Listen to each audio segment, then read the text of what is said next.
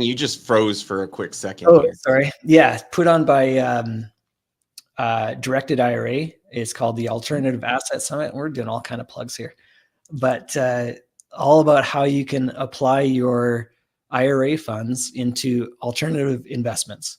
And my pitch and my plea to those people is look at diversifying. If you want to put your money into a syndication that's going to pay you out 5 years from now and it's going to make you, 80% return or something like that. Gajillions. Cool. Yeah. Put some money into that, but please don't put all your money into that. My father-in-law got into one of those, and guess what? It didn't work. And, he put in 100,000 and he got, of his capital, he only got 40,000 of that back. So like that hurts. This is a guy who's looking at retirement, and that's a big chunk for him. So I've seen that, and I don't mean to scare people away, but I'm just saying, don't put all your money into something like that. Look at diversifying and put some money into those big ticket ones, put some money into something like a fund, mine or somebody else's, but put it into something that's going to be far more predictable, far less risky in that sense. And to draw the distinction, and we kind of did, well, I'm going to do it again. Sure. If you're investing into a syndication, generally you're investing into that upside that has nothing to do really with what you're paying the bank. But right. The bank's always paid, or they get the property. Mm-hmm. These exactly. Diversifying into notes is, you're not going to get that huge gain. If there is a gain and if there is a loss right on the equity side, guess what? The first guy's getting paid is the bank, and you can be the bank. And that's what we're talking about right here. Right. And this is your sleep at night money. It's like I say, far more predictable. Is it guaranteed? No, of course not. But it's your sleep at night money where you can sit and relax and know that we're okay. So, and I love you said, it's not guaranteed money. With all private investing, there are no guarantees. Right. There are risks. So it's just something that you need to know about. But for that risk and reward, you should be expecting above market style returns or safety returns. Right. God, I just used the exact same word that I said don't use. Don't say safe. But you are prioritized, safer-ish. Yes. You are in a priority position above the guys that things go great, they'll make more. Things go not so great, you make more. Right. At the end of the day, that's what it comes down to. Yeah. Yeah. I would like to speak to what I've witnessed this time and time again.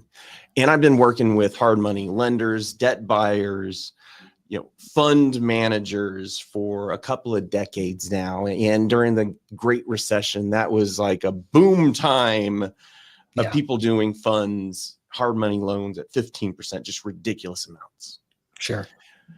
But what I've seen repeatedly are the guys that are creating the notes. Either they're making the loans or they're doing the, seller financing style. Yeah. Initially, they're using their own money, but you know what? Your piggy bank runs out. Right. Next, you're JVing or working with wholesale partners to do notes. And that's where you end up with 20, 30, 50 notes that you're separately accounting for, separately managing. Yeah. And then all of a sudden the light bulb goes off and you're like, well, I don't really want to do that. Let's do a fund. Right. Big bucket of money, investors come together, and you know what? There's guys that are doing this with billions of dollars in this industry. Absolutely. But you got to start somewhere, and having that experience and going through the pains of realizing, hey, if I just had a bucket of money, this would be so much easier. Yeah. And people expand and grow from there. But then the last step, and I want to ask you if you hit this last step. Sure. Really leveraging as kind of a derivative, the funds in the fund. Yeah. So to explain what I've experienced in the past is the ability to either sell the notes at less than the interest rate that it was bought at. So you're keeping a spread continually, like a bank, increasing the amount of return you're getting for that same dollar. Mm-hmm. I've also seen where people sell parts of the notes, Mm-hmm. keep the other part, but make sure that their expense and their risk gets covered, but they still have this other asset that they're holding on to as well. And Right. that is where it gets to be a little bit more sophisticated, but also where you start getting that bank return of $100, maybe 10x the interest rate returns by scaling, leveraging, and creating, I call it derivatives, but Yeah. other contracts or interests that don't include a direct ownership of the loan. Yeah. Have you been dealing with any of that yet? I haven't. No, All right. and we'll see. I've been nervous to get into that just because I haven't done it before, and I want to make sure I understand it well before I jump in. But for me, I'm at the point in my life and my career where I'm looking towards winding down, where our youngest is just turning 15 here next week. Just started grade 9. And so he'll be graduated here in the next, moved out of the house sometime in the next 4 or 5 years, maybe. We'll see. But maybe, nowadays they stay till 25, 30. Yeah. But I'm expecting my kid to live with me until I'm 50. Yeah, exactly. But we're looking down to, at that kind of life. What does that look like at that point where it's just my wife and I? And so we're looking at structuring it now so that by the time we are empty nested, then we have our own portfolio, separate from the fund, separate from anything else going on.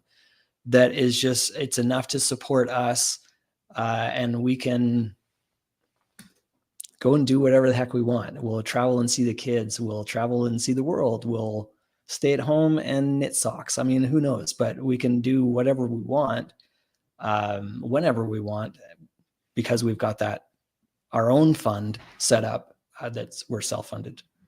And let me speak to that a little bit, because it's a different way to retire and live well that people honestly just don't think about. Hey, I got a job. I contribute to my 401k. They're going into mutual funds, blah, blah, blah. All of that is a capital gains type retirement. You're hoping to save enough and grow enough that you can live off this for the rest of your life. But at least in my opinion, and this is how I live my life, there's a better way to do it.